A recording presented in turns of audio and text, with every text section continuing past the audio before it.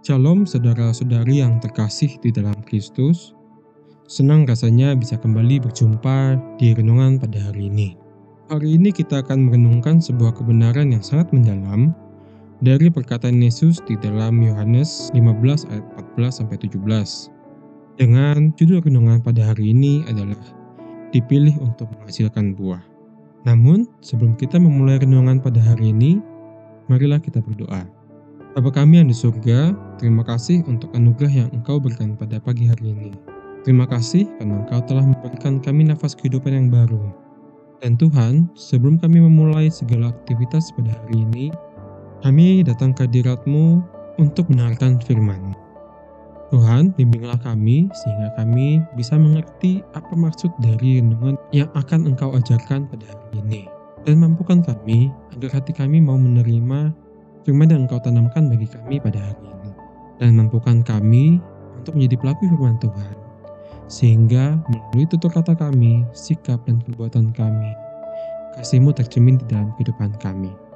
Terima kasih Tuhan Yesus, ini doa kami.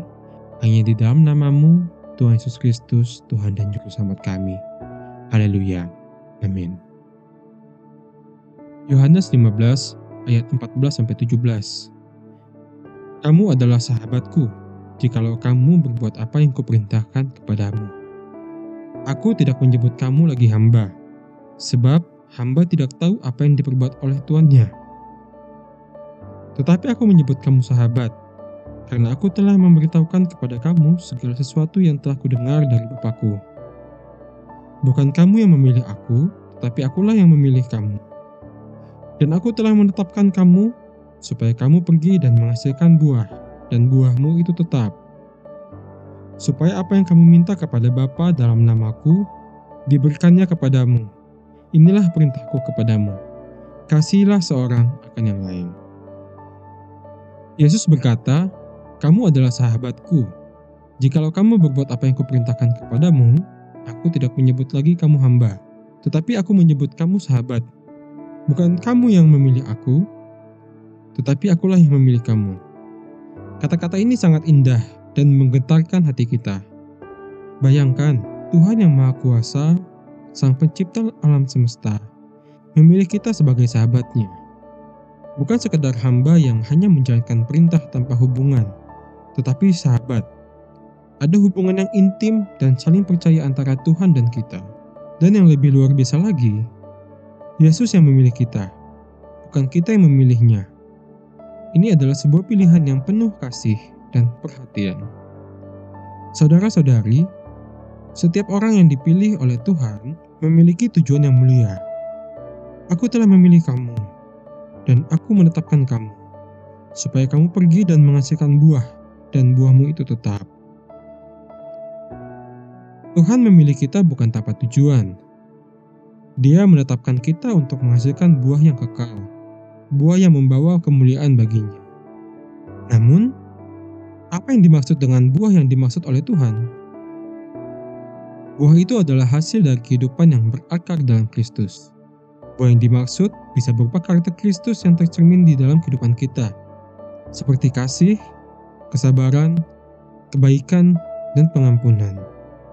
Buah itu juga bisa berupa tindakan nyata untuk membawa orang lain kepada Kristus, mempersembahkan hidup kita sebagai persembahan yang hidup, dan berkontribusi bagi kebaikan masyarakat.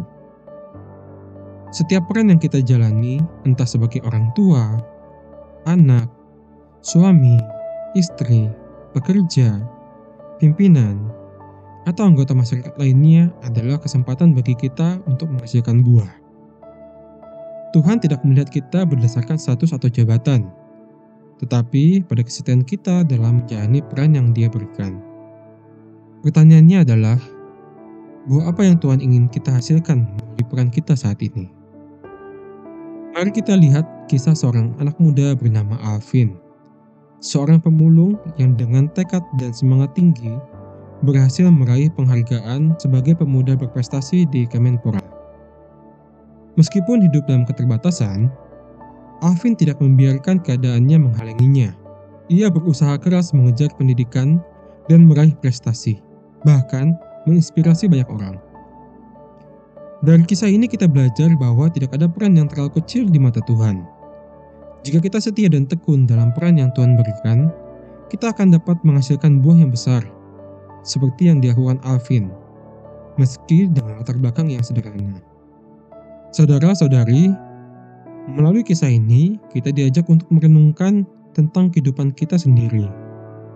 Mari kita bertanya pada diri kita, sebagai orang tua, apakah saya membimbing anak-anak saya dengan kasih dan kebenaran Tuhan? Sebagai pekerja, apakah saya bekerja dengan integritas, kedisiplinan, dan semangat yang memuliakan Tuhan? Setiap kita dipilih oleh Tuhan untuk menghasilkan buah, dan setiap peran yang kita jalani adalah kesempatan untuk mewujudkan tujuan ilahi itu. Tidak ada peran yang terlalu kecil atau terlalu besar.